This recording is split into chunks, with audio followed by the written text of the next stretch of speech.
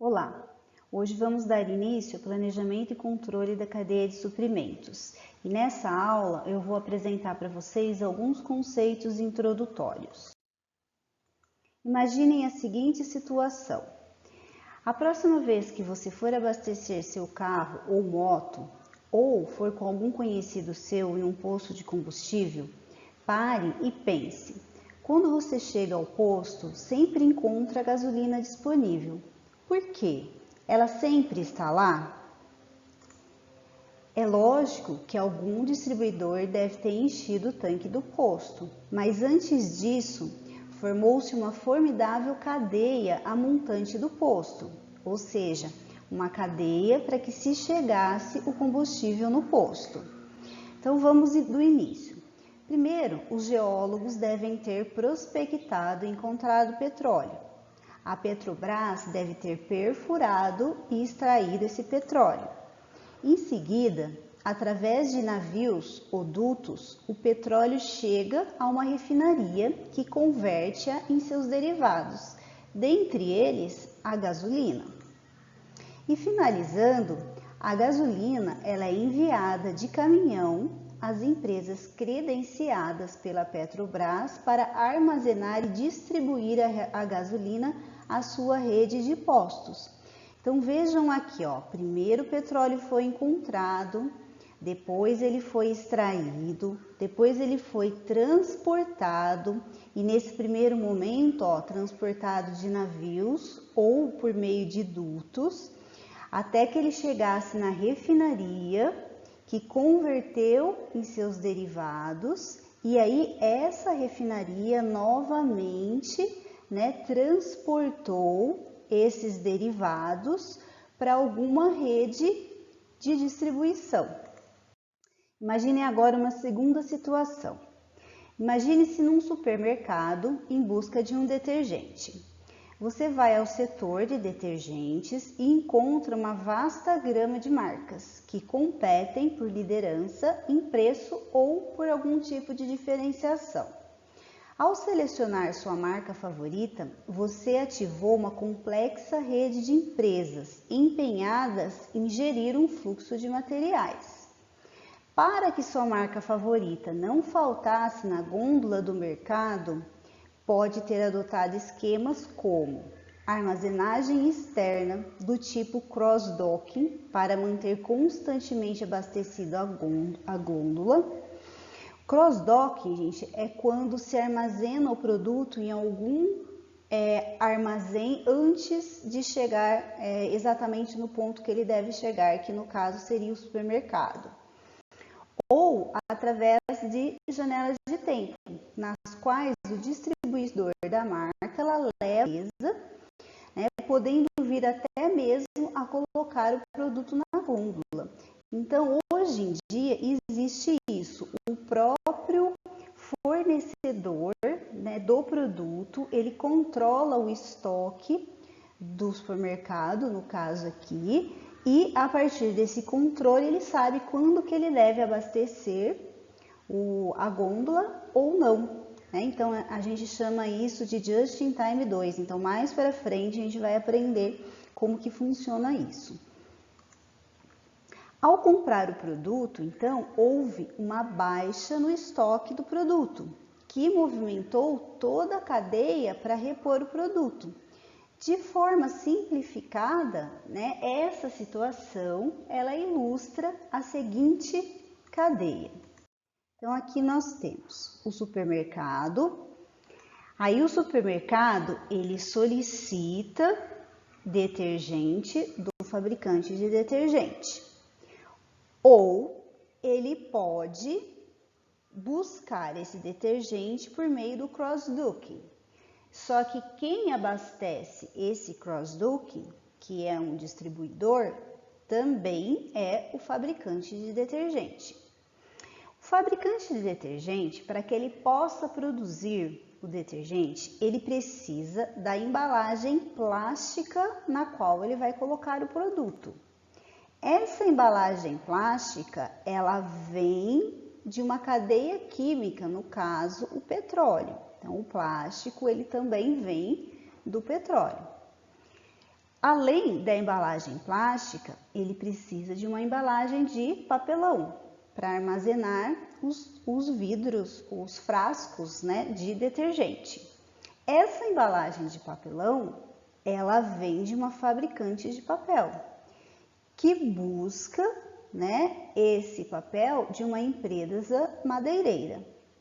E além dessas embalagens, eu preciso do detergente em si. Então, que é uma cadeia química também baseada no petróleo. Então, esse exemplo aqui representa uma cadeia de suprimentos. Então, nós temos aqui, ó, lá embaixo, nós temos, né, quem fabrica a fonte principal. Então, notem que aqui, ó, para a embalagem de papelão, a gente precisou de mais de uma fonte aqui, ó. A primeira fonte de madeira, que forneceu o papel para a fabricante de papel, que depois forneceu a embalagem de papelão para a fabricante de detergente. Então, esse é um exemplo de uma cadeia de suprimentos. Então, aqui nós temos o cliente final, que nesse caso aqui é o supermercado, e nós temos aqui todos os processos envolvidos até que o produto desejado chegasse ao supermercado. Então, concluímos dessas situações que uma cadeia de suprimento é uma rede que leva um serviço ou um bem a um determinado consumidor. Observamos também que existe sempre um canal de fornecimento. Esse canal de fornecimento a gente chama de montante. E um canal de distribuição, que nós chamamos de ajusante. Em logística, a gente conhece esses termos dessa maneira, da empresa focada. Então, eu vou distribuir para uma determinada empresa focada. Na situação 1, a Petrobras, ela atua tanto no canal de fornecimento, que é lá, né, quando ela vai fornecer o petróleo, até suprimento, quando ela leva a gasolina ou o combustível, né, como a gente citou o exemplo da gasolina, até um posto de combustíveis. Na situação 2, temos a empresa de detergente como divisor entre o canal de fornecimento e o canal de distribuição. Porque, ó, lembra que ela fica no meio da cadeia. Para ela poder fornecer para quem vai distribuir o seu produto, ela precisa de todos os suprimentos necessários para fabricar o produto. Então, por isso que a gente pode dizer que ela é um divisor entre o fornecimento e o canal de distribuição. E aí, algumas definições importantes. Então, uma cadeia de suprimentos é uma associação de clientes e fornecedores que trabalham juntos, embora cada um no seu próprio negócio. Eles trabalham juntos na compra, transformação, distribuição e venda de mercadorias e serviços entre eles, de modo a constituírem um produto acabado ou serviço especializado que seja de interesse dos consumidores. Uma cadeia de suprimentos, ela engloba todos os estágios envolvidos, direto ou indiretamente, no atendimento de um pedido ao cliente. Inclui, então, fabricantes e fornecedores, transportadoras, depósitos, varejistas e os próprios clientes. E aí algumas definições que estão correlacionadas à cadeia de suprimento.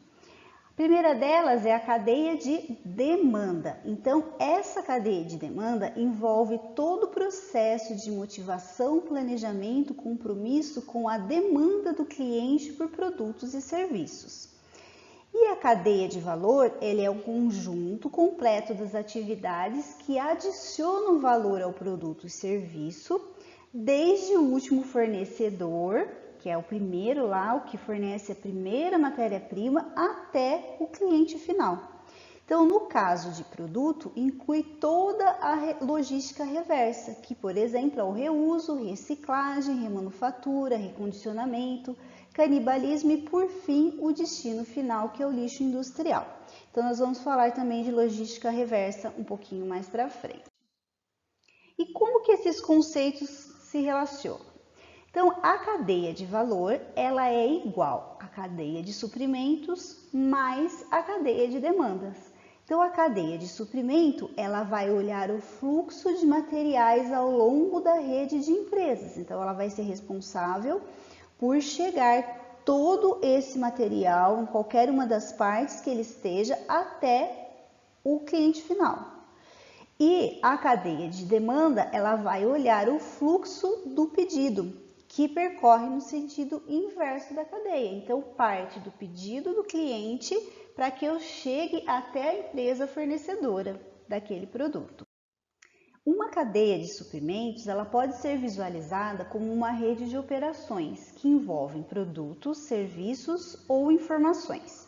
Então, aqui nós temos as operações. De um lado, nós temos os fornecedores, que nós chamamos de a montante, e de outro lado, nós temos o cliente, que nós chamamos de jusante. Então, aqui, isso daqui a gente pode entender que é uma rede de operações.